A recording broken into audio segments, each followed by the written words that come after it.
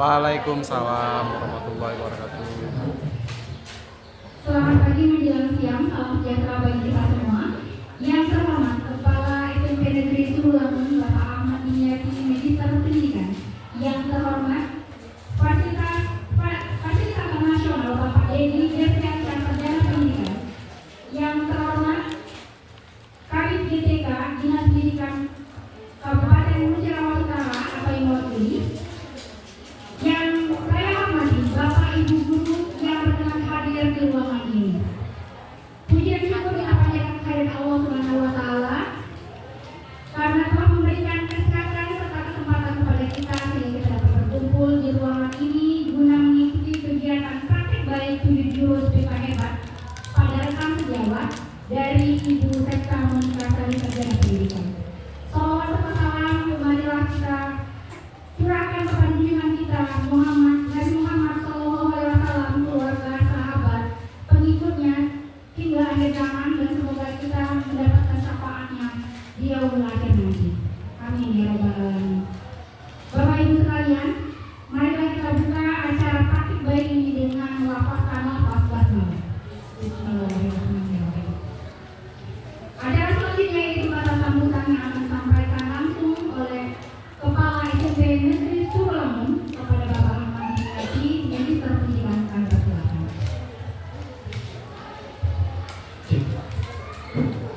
Bismillahirrahmanirrahim. Assalamualaikum warahmatullahi wabarakatuh. Apa kabar Bapak Ibu semuanya? Alhamdulillah. Alhamdulillah wassalatu wassalamu ala Rasulillah. Syukur kepada Allah atas segala rahmatnya dan anugerah yang sudah diberikan kepada hingga.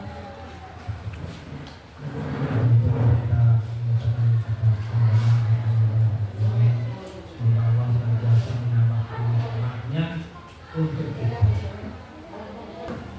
Dan sebagaimana diketahui bahwa acara ini adalah dalam rangka berbagi praktik baik. Silakan dulu pembebasan. Ini ada beberapa baik dan destinasi sama Bali. Berbagi praktik baik tentang apa? Tentang kompetensi BK, bimbingan dan konseling. Jadi guru. Karena hakikatnya BK ini bukan hanya tertumpu pada guru BK saja. Semuanya kita harus BK. Ada 7 jurus.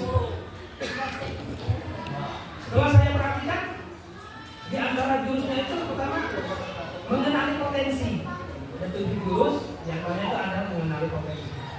Nah ini penting. Karena kita 7 jurusnya itu pertama mengenali potensi, yang kedua kelola emosi, yang ketiga tumbuhkan resiliensi, yang keempat jaga konsistensi, yang kelima jalin koneksi, yang keenam bangun kolaborasi, dan yang ketujuh menata sikap.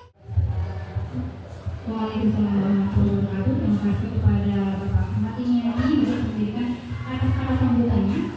Bapak Ibu hadirin sekalian, kita memasuki acara inti pada hari ini yaitu berbagi praktik baik pengembangan kompetensi bimbingan konseling bagi guru 7 jurus BK hebat yang akan disampaikan oleh narasumber hebat kita, calon fasilitator daerah guru BK Ibu Sekta Monika Sari, Sarjana Pendidikan. Kami persilakan.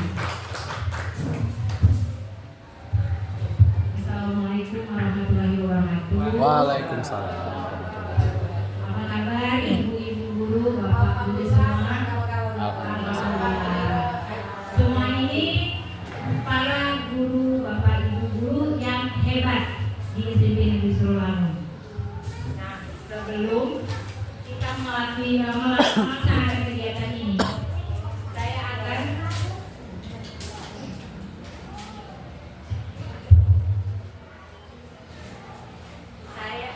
Cek baterai orang.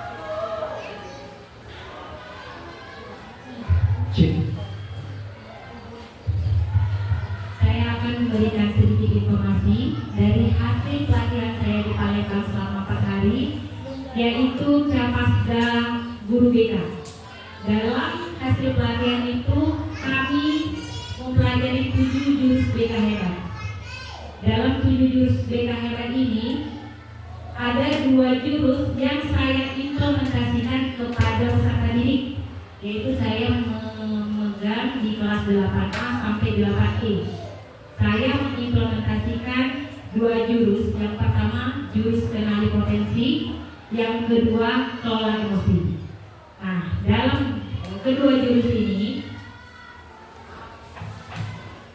sudah saya implementasikan kepada peserta didik. Nanti akan saya lakukan praktik baiknya ke rekan-rekan guru sekalian. Nah, sebelum kita melaksanakan kegiatan ini, kita SDG dulu biar tambah semangat. Bagaimana? Setuju?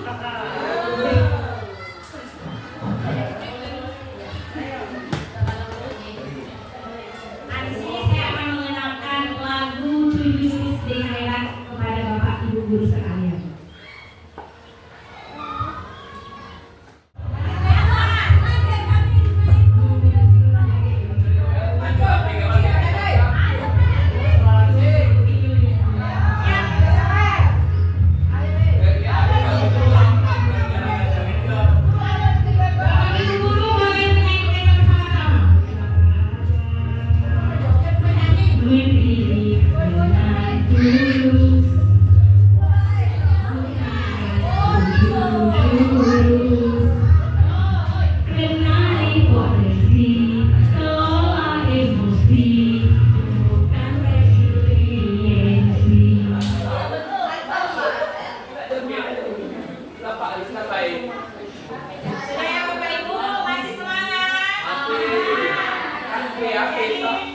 Dalam praktik baik 7 BK hebat ini, sebuah program atau panduan bagi guru BK dan guru-guru lainnya untuk mendukung perkembangan karakter atau potensi murid secara holistik. Nah, dalam fokus pertama dari 7 jurus BK ini, membantu peserta didik dan guru-guru untuk mengenali potensi. Nah, dari situ saya mengambil yaitu jurus pertama, kenali potensi. Di situ ada tentang bakat dan minat, karir, dan gaya belajar. Dari itu saya mengambil tentang gaya belajarnya. Kenali potensi, gaya belajar. Nah, upaya kenali potensi gaya belajar, upaya spesifik dalam jurus pertama ini untuk mengenali gaya belajar siswa itu ada 3 tipe. Yang pertama visual, ada auditori, ada kinestetik. Itu tipe-tipe gaya belajar pada peserta didik. Nah, sebagian dari proses untuk mengenali potensi mereka dari hasil tes gaya belajar. Nah, untuk praktik baik ke rekan guru, bahwa praktik ini dilakukan dalam konteks kolaborasi dan berbagai antar guru atau teman-teman sejawat untuk meningkatkan kompetensi dan penerapan program sekolah.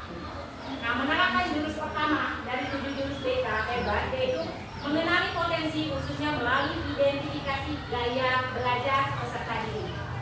Nah, tujuannya yang pertama bisa membantu murid memahami diri, memungkinkan murid mengeksplorasikan, mengidentifikasi bagaimana cara terbaik mereka dalam menyerap, memproses, dan mengingat informasi, yaitu dari 3 tipe belajar. Gaya belajar ada visual, auditori, dan kinestetik.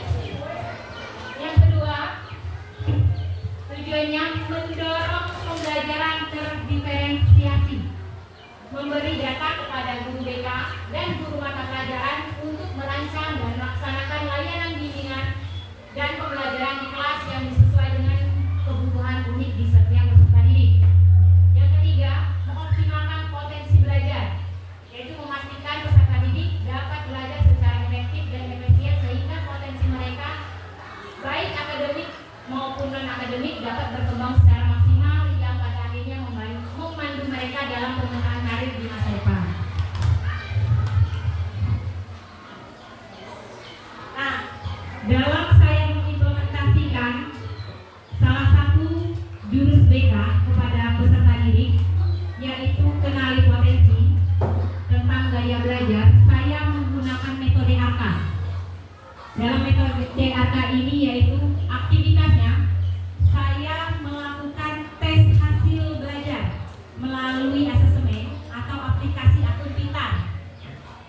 dalam aplikasi akun kita itu terdapat kalau tidak salah 30 sampai 33 soal.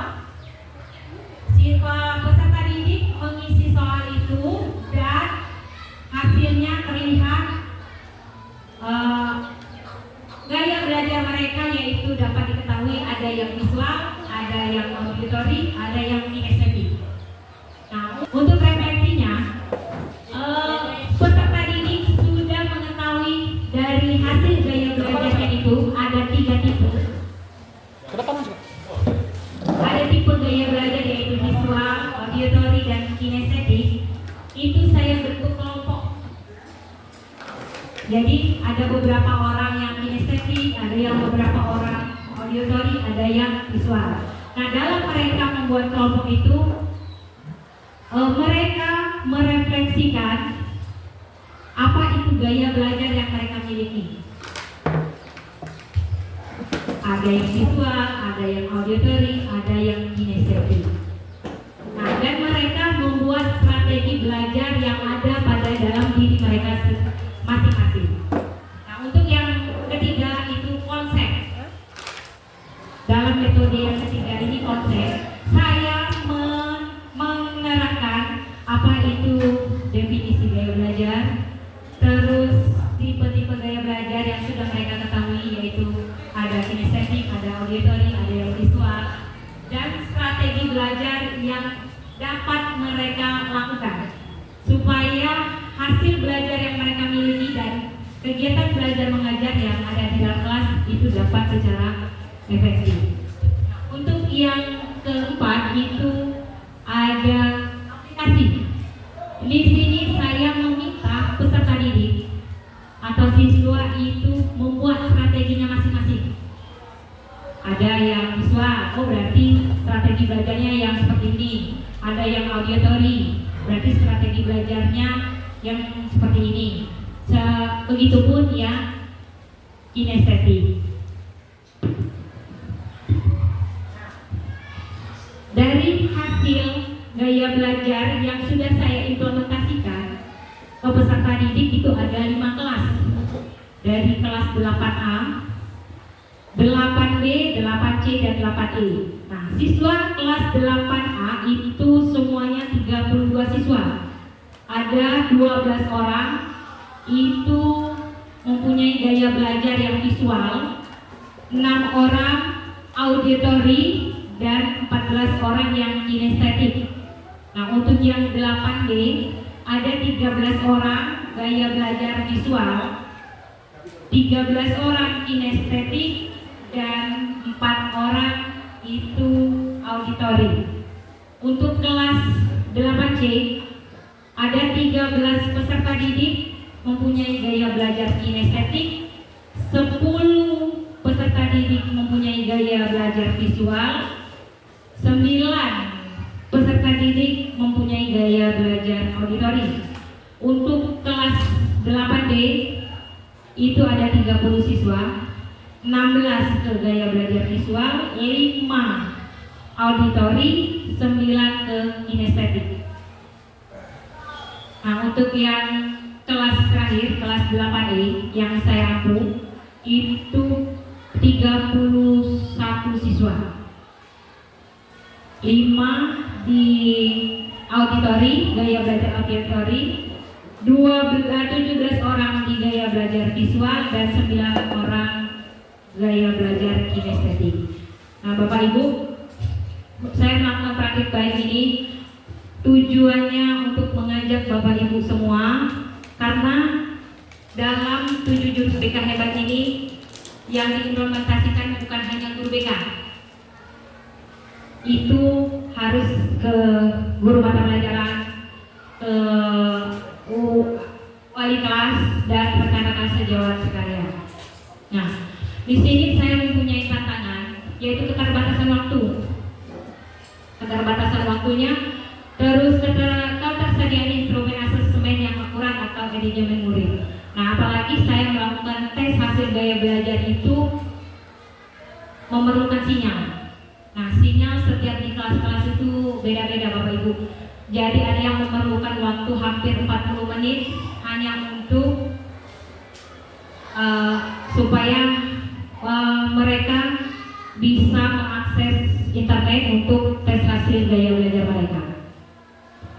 Nah, di sini ada dampak positif bagi praktik baik, yaitu peningkatan kesadaran diri pada peserta didik, pemilihan ekstrakurikuler atau minat belajar yang lebih terarah. 3. Guru mata pelajaran lebih mudah melakukan diferensiasi. Yang keempat, peningkatan motivasi belajar murid. Nah, jadi kesimpulannya, fondasi dari seluruh layanan PK yaitu kenali potensi, siklus layanan yang memfasilitasi peserta didik melakukan asesmen mandiri gaya belajar. Hasilnya digunakan guru BK untuk membantu murid merancang rencana aksi aplikasi yang ini strategi belajar yang dipersonalisasi sesuai kecenderungan visual, auditory, dan kinestetik. Nah, tujuannya memastikan setiap peserta didik belajar secara efektif dan efisien berdasarkan potensi uniknya. Nah, di sini mungkin Bapak Ibu ada yang ingin ditanyakan, boleh ditanyakan.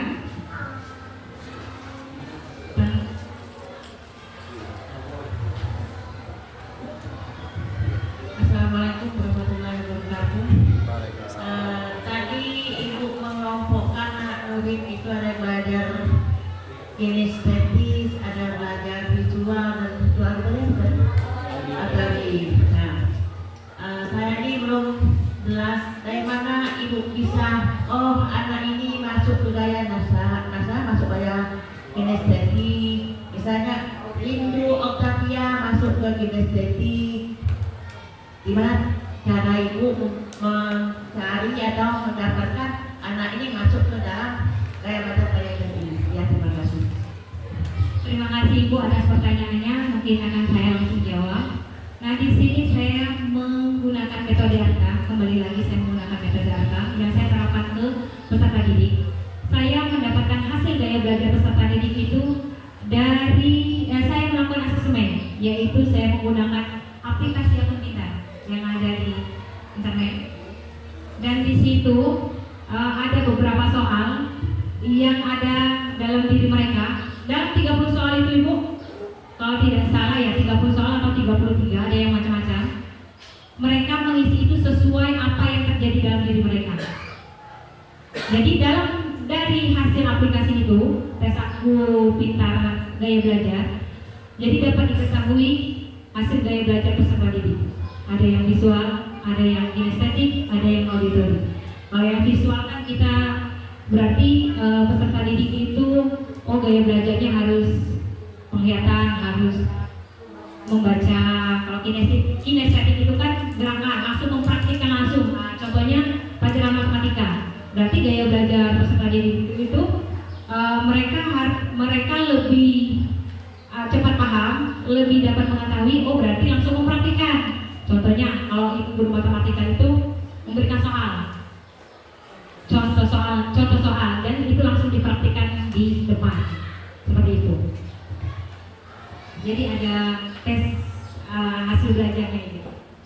Itu ada, boleh kalau ibu boleh ini mau searching, itu aku pintar gaya belajar. Nah, di situ ada beberapa soal yang harus ibu isi dan disitulah kita mengetahui hasil gaya belajar siswa tersebut. Bagaimana, ada Bapak Ibu sekalian yang ingin ditanyakan? Bismillahirrahmanirrahim. Assalamualaikum warahmatullahi wabarakatuh. Setelah saya analisa dari penyampaian dan tanya dari tadi, itu untuk mengetahui apakah itu masuk dalam kategori gaya belajar visual, auditory, dan itu menggunakan akun digital. Nah, sekarang pertanyaan saya dari belakang. Andai kata misalnya pertama kali kita masuk kelas belum ada yang akun kita ini. Misalnya saja yang salah dulu. Nah, pada saat kita masuk kelas itu, apakah kita bisa menentukan bahwa anak itu masuk ke dalam visual, auditori, dan kinestetik? Secara itu, nampak pelajaran itu. Nah, itu Pak, jadi itulah pentingnya kolaborasi antara guru bimbingan konseling, guru mata pelajaran, dan wali kelas. Jadi di sini saya selaku guru bimbingan konseling memberikan data siswa. Sebelum itu saya sudah melakukan hasil tes daya belajar. Jadi saya memberikan data siswa itu kepada Bapak Ibu wali kelas atau ke guru mapel. Jadi guru mapel itu bisa mengetahui gaya belajar yang ada di dalam kelas. Nah, untuk wali kelas itu bisa memberikan penguatan kepada peserta didik. Nah, dan bisa untuk berkomunikasi lagi dengan orang tuanya. Nah, di situ Pak. Nah, untuk peran guru BK dalam keseluruhan proses yaitu melakukan konseling untuk memahami kebutuhan spesifik dan membantu peserta didik mengembangkan strategi belajar yang tepat untuk mereka. Selanjutnya membangun kepercayaan diri, membantu peserta didik menyadari kekuatan dan kelemahan mereka agar dapat membantu keputusan yang tepat mengenai gaya belajarnya. Selanjutnya menjadi penghubung, jadi menjadi jembatan komunikasi antara siswa dan guru mata pelajaran untuk memastikan gaya belajar siswa dapat terfasilitasi dengan baik. Seperti itu Bapak Ibu. Baiklah Bapak Ibu sekalian, acara-acara telah kita ikuti. Baiklah, kita akan masuk ke acara selanjutnya, yaitu Bapak kepada Bapak Ahmad Dimyati kami mohon untuk mengholifai doa. Bapak Ibu, mari kita berdoa sejenak. Semoga dapat Allah SWT. Sebelumnya kita kirim Al-Fatihah kepada Rasulullah SAW, keluarga beliau, para nabi dan para sahabat beliau, terus umat Islam, dan terus untuk orang tua kita, baik yang masih hidup maupun yang meninggal dunia, istri kita, suami kita, anak-anak kita, saudara-saudari kita, keluarga kita, guru-guru kita, untuk para pemimpin kita, untuk teman-teman kita. Semoga semuanya berkat keberkahan, kesehatan, keselamatan dari Allah SWT. Al-Fatihah.